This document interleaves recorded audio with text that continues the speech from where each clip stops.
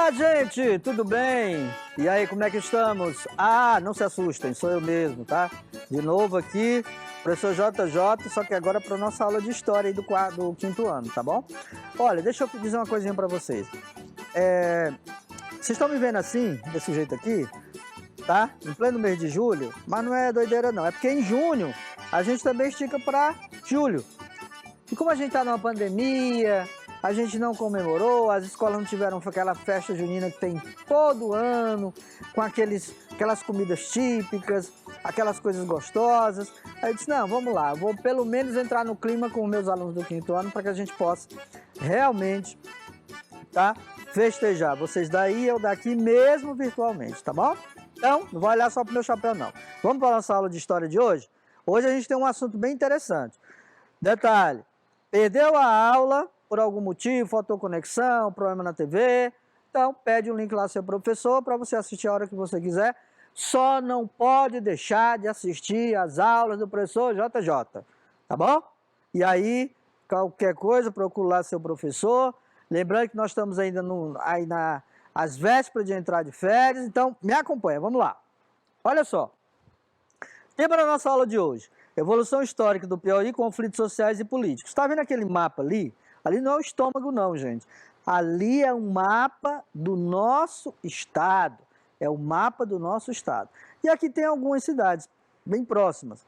Cidades que talvez sejam as maiores. Parnaíba, Campo Maior, Oeiras, Floriano, São Raimundo Nonato, Bom Jesus, tá? Ah, professor, mas o Piauí só tem essas cidades? Não. E não é sobre elas que a gente vai falar, ok? Vamos falar um pouco da história, retratar um pouco como é que se deu toda essa questão dessa evolução histórica, etc. Nossa habilidade, conhecer os diferentes momentos de luta pela ampliação da cidadania ao longo do tempo no território piauiense, ok? Bom, olha para essa imagem, tá? Olha para essa imagem aí. O que você está vendo? Gente, aqui, ó, é uma imagem que retrata uma das grandes batalhas aqui do Piauí. Aqui é a Assembleia Legislativa do Estado, onde estão os nossos deputados, nossos representantes aqui do Estado. Aqui nós temos um grupo de pessoas, de certa forma, enfrentando a polícia, e alguma coisa aconteceu. E aqui nós temos um cartaz que fala sobre mediação de conflitos como esse, tá? Bom, qual é a relação que tem isso aqui? A gente vai já saber, tá? Essa imagem aqui, eu não vou falar agora, eu vou deixar vocês com um gostinho na boca, tá? Não vou falar. Não vou falar. Vocês vão ver, acompanhar a aula e a gente vai falar sobre ela, tá bom? Se for preciso, a gente volta a ela. Bom, conflitos sociais, históricos e políticos no Piauí. São imagens que retratam isso, ó. Pessoas reivindicando algo. Gente, quando a gente vê a palavra conflito, é porque conflito é como se houvesse um choque, tá? Então, eu vou citar um exemplo bem prático. A sua mãe chega para você e diz assim, Caio é um nome qualquer, tá? De um aluno aí do quinto ano. Caio, você vai hoje lavar os pratos. Aí você diz, eu? Vou nada? Se coisa de mulher? Vou não. Ninguém vai me fazer lavar prato aqui. Quer dizer, começou um conflito entre você e sua mãe, tá? Então é isso que eu estou me referindo. Só que no caso aqui são conflitos maiores entre autoridades e pessoas, ok? Ah, agora a gente começou a entrar naquilo que é um dos assuntos que eu mais gosto em história, que é Batalha do Genipapo. Gente, olha esses dois monumentos aqui. Isso aqui fica em Campo Maior, aqui é na entrada de Campo Maior, e do lado desse monumento fica isso aqui, ó. Aqui é um monumento, a entrada, e do lado fica esse outro monumento, que é um monumento em homenagem a uma das maiores batalhas que teve aqui no estado, ali em Campo Maior, tá? Da nossa região aqui do estado do Piauí, pela independência do Brasil. Exatamente. O Piauí foi palco disso. No dia 13 de março de 1823, ocorre a Batalha do Genipapo, que configura um dos momentos mais importantes do processo de independência brasileiro. Ok? Vamos ver um pouquinho sobre isso? Parque Monumental em homenagem à batalha, tá vendo? A Batalha do Genipapo, como eu falei, ó, aqui do lado. a entrada de Campo Maior, aqui do lado fica o monumento, né, em homenagem à Batalha do Genipapo. E aqui é o cemitério. O cemitério estão, né, enterrados lá, ou pelo menos simbolicamente estão enterrados, todos aqueles trabalhadores, operários, agricultores, pequenos proprietários de terra, trabalhadores de modo geral da roça, que armados de foice, machado, facão, enfrentaram um exército com canhões, tá? Baionetas, armas de fogo e, claro, acabaram sendo mortos, muitos foram mortos, mas ficou na história como um dos maiores momentos do povo piauiense pela independência do Brasil, ok? Isso envolveu cearenses, maranhenses e piauienses, ok? Bom, aqui nós temos novamente o monumento, lá tem outra imagem do cemitério. O que foi, né, a Batalha de Genipapo? Foi um embate que foi crucial para o processo de emancipação do Brasil. É lembrado até hoje como um gesto de coragem, onde o bem da maioria se sobrepôs ao medo de perder a vida. Então imagina assim, um grupo de pessoas, não são militares, não são pessoas treinadas para a guerra, são trabalhadores rurais, lavradores, gente que trabalha na roça plantando milho, arroz, feijão, e de repente são obrigados a enfrentar grupos armados de arma de fogo, canhão. Imagina isso, né? Quem que faria isso hoje? Ninguém, tá? Bom, além da Batalha do Genipapo, a gente tem também aqui no Piauí, que o Piauí participou, da chamada Confederação do Equador, que aconteceu lá em Pernambuco, nosso vizinho aqui, ó, lá em Recife, tá? Lá nós tivemos o Frei Caneca, que foi um dos freis que aderiu a essa revolução.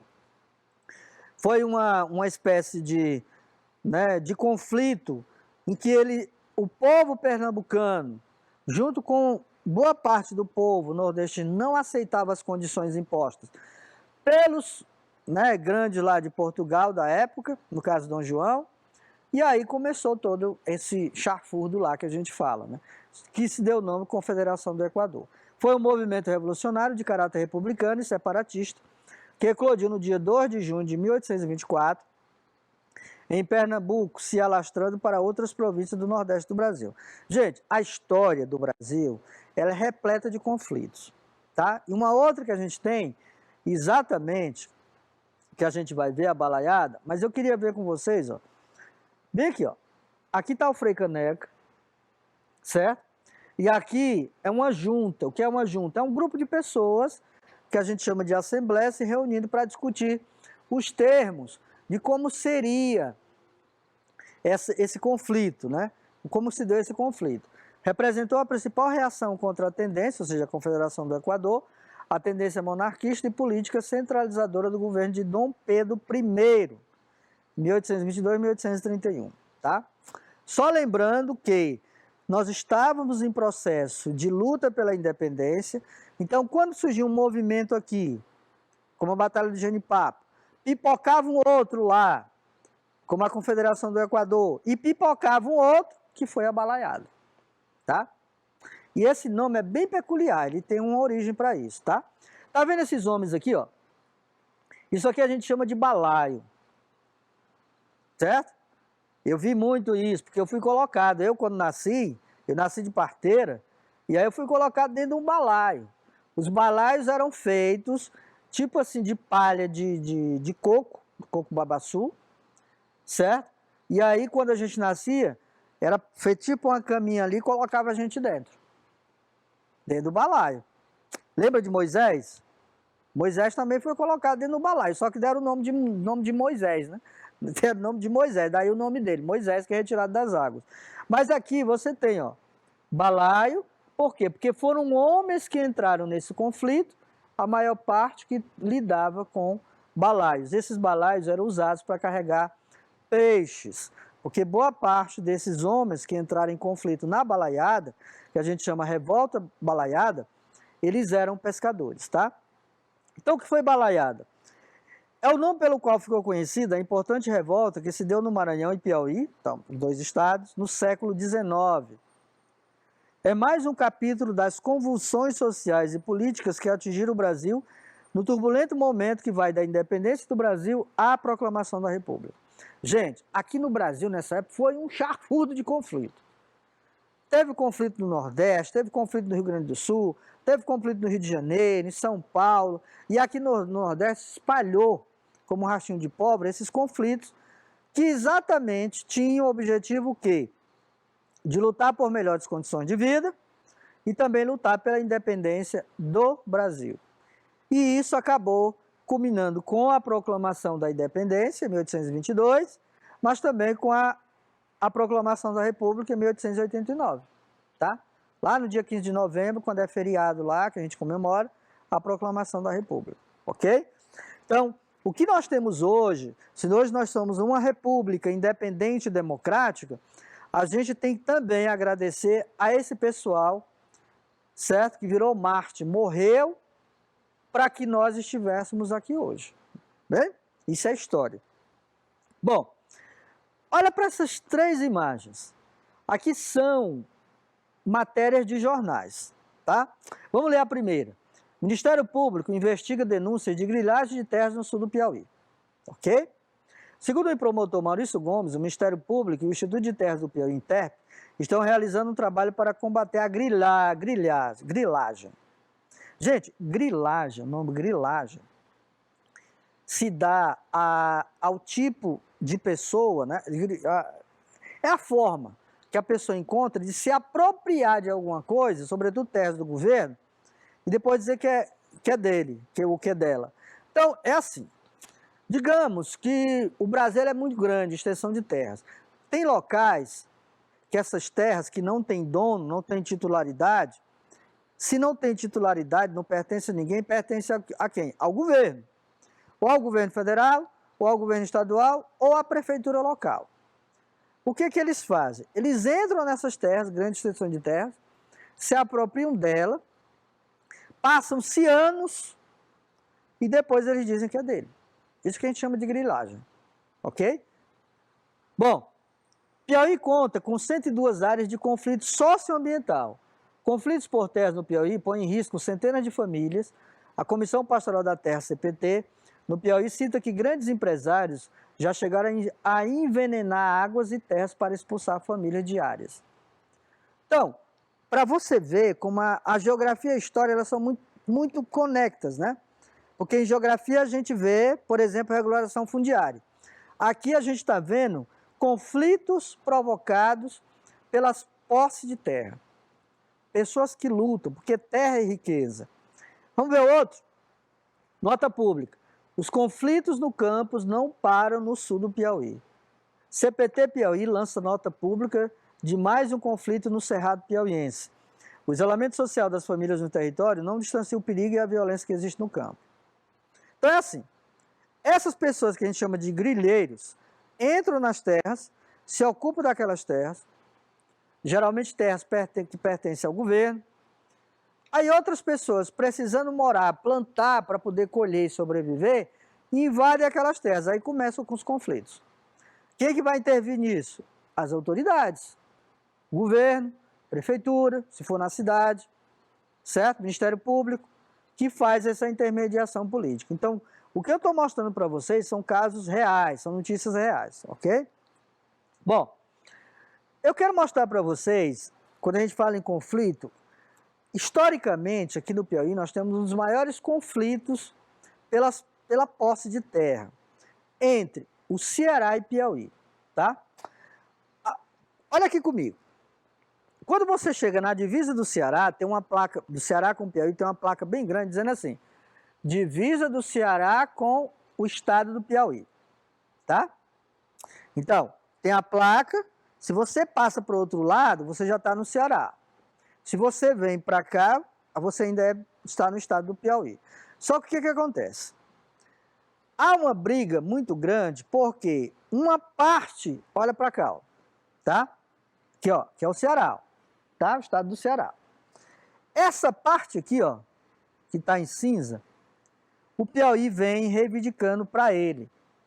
Por quê? Porque historicamente isso aqui pertencia ao Piauí no passado. Depois, com o tempo, quando foi feita a divisão, que a gente estuda lá em capitanias hereditárias ainda, foi feita a divisão né, dos estados, aí o Ceará pegou esse pedaço de terra. Meu amigo, de lá para cá vem tido confusão. Confusão grande.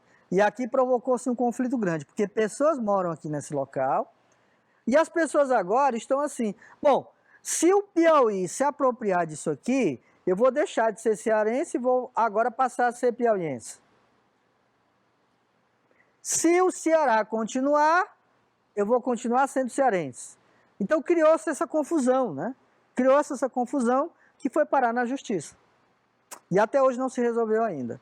É por isso que eu mostrei lá para vocês a Assembleia Legislativa, porque esse caso está sendo discutido tanto na Assembleia como no Poder Judiciário, ok? Isso aqui dá uma confusão e está dando confusão que vocês nem imaginam. Bom, quando a gente fala em conflito, a gente fala também em luta pela ampliação da cidadania durante a ditadura militar. Gente, isso aqui é importante a gente saber, porque vocês que estão aí desse lado, podem perguntar para os pais de vocês, para os avós, como era a ditadura. Pode ser que seu avô vai dizer, meu filho, na ditadura não tinha tanta coisa ruim como tem agora. Existia ordem, existia lei. Outro vai dizer, não, na ditadura a gente não poderia falar o que o professor JJ está falando agora. Tá? Era proibido. Nas escolas existiam os militares lá, vigiando, ouvindo o que os professores falavam, tá? Para não serem taxados de serem contra o regime na época. Então, há prós e contras. Mas olha só para cá. Aqui são fotos preto e branco, porque exatamente naquela época não tinha celular para tirar foto colorida, era só preto e branco. E aqui nós temos, abaixo da ditadura, o povo no poder, são pessoas, grupos de pessoas, centenas de pessoas, milhares de pessoas, reivindicando o direito de poderem, certo? Ser livres numa democracia como a gente vive atualmente, tá? Lembrando que nessa época aqui não existia eleições, ok? Um militar assumia, passava 4 anos, outro militar assumia, passava 4 anos, e nisso aí foi de 64 a 85. Foram 21 anos de ditadura militar.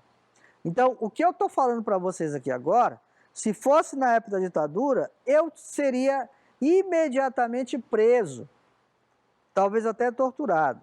Por quê? Porque era um regime de exceção. Ninguém poderia falar mal do sistema, né, do regime. Bom, grande parte da população piauiense, na época da ditadura militar, era composta por pessoas simples, oriundas da zona rural, com pouca ou nenhuma alfabetização. Gente, a educação era precária, não era como agora, tá? A educação basicamente não existia pré-escola, não existia CMEs, não existiam creches, certo? Então, era muito complicado. Então, aqui você vê pessoas que, de certa forma, estão lutando por direitos conquistados ainda na época da ditadura. E aqui você tem a sede, ó. Isso aqui é a sede de um sindicato lá em Picos. A gente chamava antigamente o Sindicato dos Professores, era a Associação de Professores do Estado do Piauí, cuja sigla era APEP. Tá? Hoje tem outro nome, mas era APEP. Então aqui era a antiga sede da APEP lá em Picos, ok? Bom, mesmo diante dessas dicotomias, ou seja, dessas divergências, os piauienses estiveram engajados e foram protagonistas de histórias relevantes para a conjuntura política constituída antes e após o golpe de 64. Professores na luta, reivindicando melhores condições de trabalho, melhores salários, trabalhadores de modo geral, garantindo o quê? Seus direitos, tá? Assim foi no Brasil, assim foi no mundo. E vai continuar sendo, batalhando por direitos. Aqui você vê 2 imagens. Greve de professores, tá? Aqui no estado, da rede estadual. E lá nós vemos o movimento dos professores da rede estadual de ensino, na época a APEP, como eu falei para vocês, que é a Associação de Professores do Estado do Piauí, que desde os anos de 1970 já enfrentava o governo com as lutas salariais e as greves, ou seja, por melhores condições salariais, melhor salário, certo? E melhores condições de trabalho, como forma de assegurar direitos da categoria. Gente, muita coisa, muitos direitos que nós temos hoje, direito à moradia, direito à assistência social, direito a um salário mínimo, direito ao FGTS, direito a férias, certo? Direito a uma terra para morar, direito à saúde. Isso tudo foi conquistado a duras penas, com muita luta dos povos passados, tá? Que precisa ser melhorado. Mas muita coisa que nós temos hoje e que vocês têm aí, ó, se vocês têm uma boa educação, se o seu pai ou sua mãe tem uma casa para morar, isso foi graças também à reivindicação desse povo do passado, ok? Bom, mas é nos anos de 1980 que são reativados ou criados sindicatos de diversas categorias. Profissionais, né, de classe média, a exemplos médicos, assistentes sociais, economistas, engenheiros, jornalistas. Se você pensar hoje, a gente tem sindicato do sindicato. A gente tem sindicato de qualquer categoria. Tem o sindicato dos professores da rede estadual, tem o sindicato dos professores da rede municipal de Teresina, tem a associação de professores, tem sindicato dos trabalhadores que trabalham, certo? Nas escolas, tem sindicato dos médicos, dos engenheiros, dos trabalhadores rurais, então uma série de sindicatos. Para quê? Para garantir esses direitos constituídos e que estão lá na Constituição, ok? Bom, aqui eu trouxe para vocês duas imagens. Aqui é uma imagem do Sindicato dos Trabalhadores Rurais, certo? De uma cidade bem próxima a nós. E aqui o Sindicato dos Trabalhadores Rurais de Teresina. Aqui é em Picos, aqui é Teresina. Em 1986, os trabalhadores rurais se destacaram considerando o número de manifestações que realizaram pelas ruas do centro de Teresina. Isso em 1986, tá? O regime da ditadura acabou em 1985, então nós estamos ainda no resquício. Nesse contexto, a referência é o movimento de trabalhadores rurais, ligados à Federação dos Trabalhadores da Agricultura, FETAG, apoiados pelo Movimento dos Trabalhadores Sem Terra e pela Comissão Pastoral da Terra. São movimentos que sempre estão em conflito pelo direito à propriedade, pelo direito à terra, né? A luta do movimento dos trabalhadores rurais sem terra é resultado de um contexto maior de luta pela terra que acontecia no país. Então aqui você tem, ó, trabalhadores, meninos estudando precariamente em assentamentos. Aqui nós temos uma placa que mostra Matopiba. Você pode dizer, professor, o que é Matopiba? Gente, Matopiba é uma sigla que significa dizer a reunião de 4 estados: Maranhão, Ma, Tocantins, Tó, Piauí, PI e Bahia. Dá-se o nome de Matopiba. Por quê? Porque esses 4 estados, eles têm conexão, ligações, eles fazem extremidades um com o outro.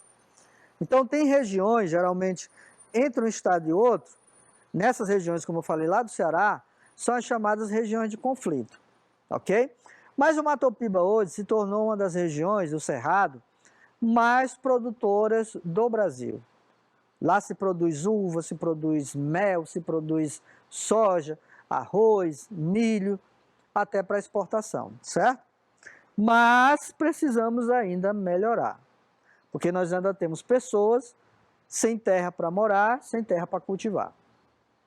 Bom, tudo isso que eu falei, reflete aquilo que a gente quer, que é o quê? Direito à educação, casa para morar, dignidade, terra para plantar, saúde e muitas outras coisas, tá? Isso a gente tem como cidadania, ou seja, uma pessoa, ela só é totalmente cidadã quando ela tem esses direitos garantidos. A cidadania no Piauí deve ser compreendida dentro de uma perspectiva de construção histórica.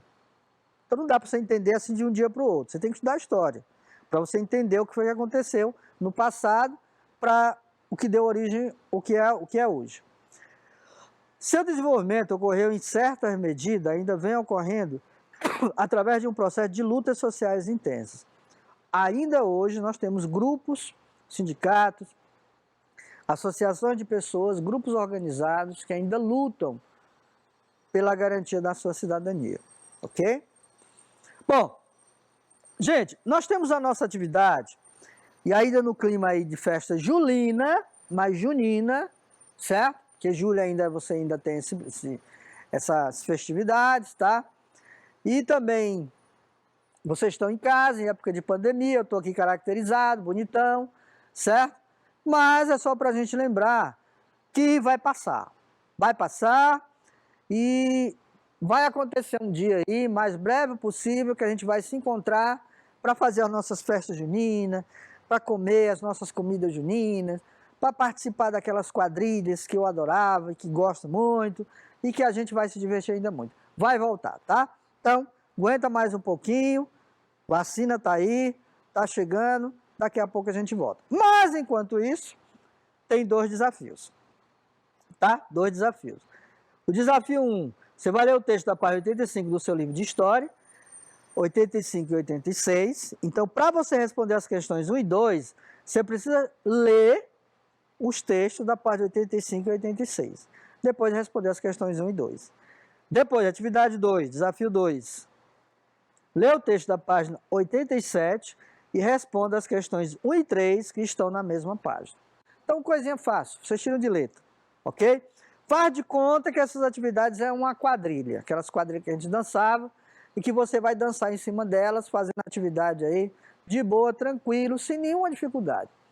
Tarefa no livro, pega o caderninho, faz suas tarefas lá no caderninho, bacaninha, bonitinho, sem borrão, sem rasura, ok? Se for preciso, mostra lá o seu professor, mas a tarefa é sua, você tem que fazer, tá bom? Ah, professor, mas aí, professor Jota, nós já estamos entrando de férias, não precisa. Quem foi que disse?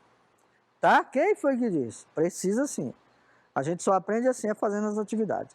Gente, eu me despeço de vocês no clima de festa julina, festa junina, não vamos esquecer, um abraço, boas férias, lembrando que em agosto a gente volta, tá bom? Aquele abração, se cuidem, nós estamos ainda em pandemia e tchau!